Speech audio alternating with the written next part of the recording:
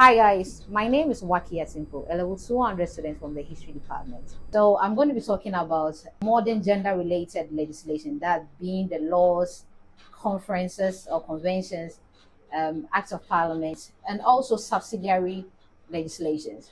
So I'm going to say this. We all know about women's oppression and how women face many challenges both in the family, society, and even the world at large, and how it's still even in progress. Women go through a whole lot of challenges. Women were suppressed in the society even before the documentation of history. That is whether being given the opportunity for education. No, women were not didn't have access to education. Some were not even allowed to own inheritance or own properties. And so there were a need to address all these issues. Mind you, it's gender, which is unlike sex, that is talking about the biological or physical attributes of a person, whether being a man or a woman. Gender is socially defined. That means society defines one gender. And that is where some societies, men are not allowed to do this. So if a man, let's say, if a man is crying, a man loses his properties and he expresses himself through crying. Now society is saying, it's not says that this man is not allowed to cry. That is so if if this man is crying, they term him as a woman or like a female. I don't know your banner. And see, also these men are not allowed to express themselves. Likewise women. So the issue of gender inequality first was about women discrimination. The first concern was about women empowerment. But as time also as society evolved, as time evolved, they realized there need to be the inclusion of all genders. Because we all know men are sometimes also discriminated at a point. And even the issue of gender evolved. That is moving from just being male or female to the inclusion of transgenders, queer, non-binary, and other sexual oriented or the marginalized individuals.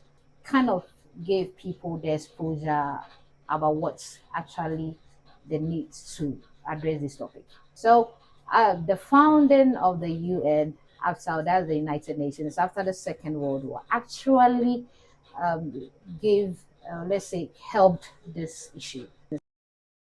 Equality for women and girls is a woman right, and it is a matter of The Sex justice. Discrimination Act, which was also enacted in 1975 by the UK government. Discrimination on the basis of sex and marital status in employment, education, and other areas. This was because most women face issues of discrimination in society. Some even were asked to provide their husband's consent before they were even given opportunities out there. Men decided to, combat these issues by enacting these laws to help address the issue. And another one is the Title 7, of the Civil Rights Act 1964 by the USA. So this was also to prohibit employment discrimination based in race, color, religion, or even the marital, let's say, natural origin. This was because most women face discrimination based on their color and their race, their country, their nationality in workplaces. So the UN government also enacted these laws to help address the issue. Another one was the violence against women rights in by the US also in 1994. This was also to combat domestic violence, sexual assault, and stalking. This one also helped to provide legal remedies and also a support system for victims or women who were being stalked around and who were sometimes, let's say, attacked in the USA. This was because majority of women face stalkers. If you walk into your homes and someone is following you, some of them were being harmed. So the US government provided a law to help combat this issue. So, all these conventions that I mentioned earlier was to help address either male or female attack. But you see, as I said, gender kept evolving. So the issue moved from just women to adding, or let's say including other genders, that the marginalized genders, whether being the transgender and the queer, the non-binary, and other lesbians, gays also. So the governments, most of the governments decided to also enact laws to protect these people also, or let's say to protect other genders. And some of the, let's say the first country to legalize same-sex marriage was the Netherlands, and it was in 2001, April 1st 2001. Netherlands became the first country to legalize same-sex marriage. So countries were not, most of the time, same-sex, whether female, two females getting married or two males getting married, were not allowed.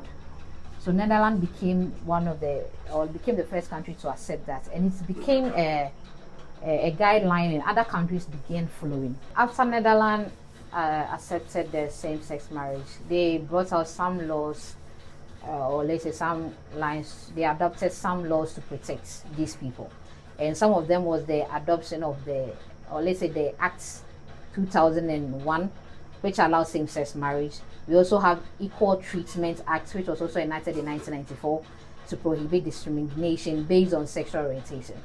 So other countries like the USA followed in 2000, and USA was 2015. UK was in 2004. Germany was 2017. Cuba in 2022, and Africa. In Africa, the issue of Africa, majority of the countries has not yet accepted the issue of same-sex. But the first country to accept or to legalize same-sex marriages was South Africa. So let's say South Africa was the first country to legalize same-sex marriage, and I think that was South Africa became the first country to legalize same-sex marriage in 2006. Another African country to also legalize same-sex marriage is Namibia. So Namibia has also accepted the same-sex marriage, or also allowed same-sex marriage. And these are just the two countries in Africa to accept this. So other countries, or let's say countries like Ghana, because of religious and social and other reasons, is yet to be allowed. And other African countries like Nigeria, Benin, Mali are also yet to accept this same-sex marriage. So some laws and conventions that even still addresses the issue of equal or gender inequality or gender equality is the Equal Act 2010 in UK, the Violence Against Women Act, VAWA, that is in 1994 by the USA. We also have Equal Act 1970 by the UK, and the International Labour Organization Convention, that is 184, on maternity protection. So all these laws and protection that I've mentioned earlier is trying to address the issue of gender inequality. So this topic is a very sensitive topic to talk about, and raising such topics sometimes has influence, or sometimes raise so many debates and concerns. This topic, as I said, is really sensitive, and raising the issue of gender equality is very sensitive. It's very important to or let's say the issue of gender equality is very important to talk about, because we all need empowerment. We advise every country to empower their women and accept people for who they are.